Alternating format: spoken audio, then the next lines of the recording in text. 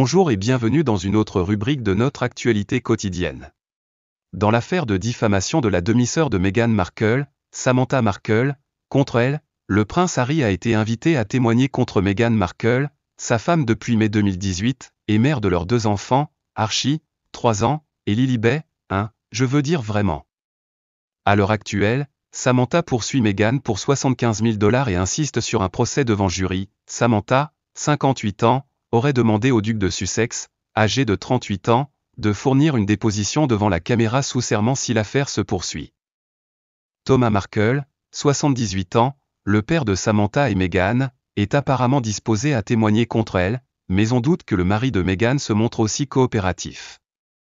Considérant que sa tentative de faire rejeter l'affaire et d'éviter de témoigner a été accordée, la duchesse de Sussex devrait également faire sa propre déposition. Si vous vous souvenez, Samantha a poursuivi la mère de 2 enfants de 41 ans en mars 2022, alléguant qu'elle avait fait des déclarations manifestement fausses et malveillantes sur sa vie de roturière avant de devenir royale dans son interview franche d'Oprah diffusée en mars 2021 et été vue par environ 50 millions de personnes. Dans 17 pays. Samantha a affirmé dans des documents judiciaires obtenus par TMZ que l'interview explosive avait en fait nui aux ventes de son autobiographie franche, The Diary of Princess Pussy's Sister. Samantha a ensuite tenté de défendre le titre du livre, disant aux téléspectateurs sur Fox Nation et Tucker Carlson que ce sont les médias, pas elle, qui ont utilisé le terme Princess Pussy. Elle a affirmé dans le procès que l'entretien avait affecté les ventes de ses mémoires, l'avait empêché de trouver un emploi et lui avait causé une angoisse émotionnelle et mentale. Samantha a affirmé que sa demi-sœur avait lancé une campagne délibérée pour nuire à sa réputation et à celle de son père afin de les empêcher d'interférer ou de réfuter le faux récit et l'histoire de vie inventée par l'accusé. Elle a ensuite remis en question l'histoire de sa sœur des chiffons à la richesse, disant que même si elle donnait l'impression qu'elle vivait dans une pauvreté virtuelle, c'était totalement faux parce que leur père l'avait envoyée dans de prestigieuses écoles privées et avait également payé des cours de danse et de théâtre. Parce que Meghan avait précédemment déclaré qu'elle devait travailler pendant ses études universitaires pour payer elle-même ses études à la Northwestern University.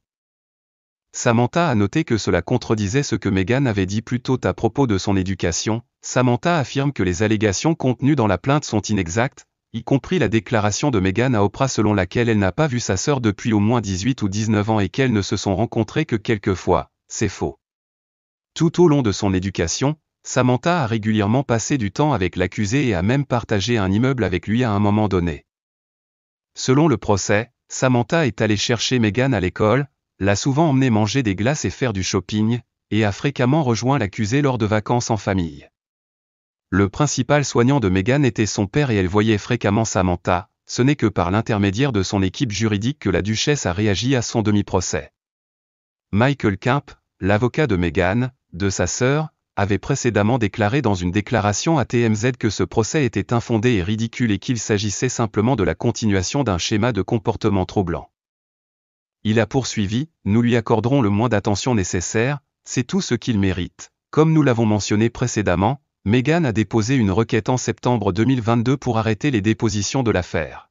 Merci d'avoir regardé. N'oubliez pas d'aimer, de partager et de vous abonner pour plus de mises à jour.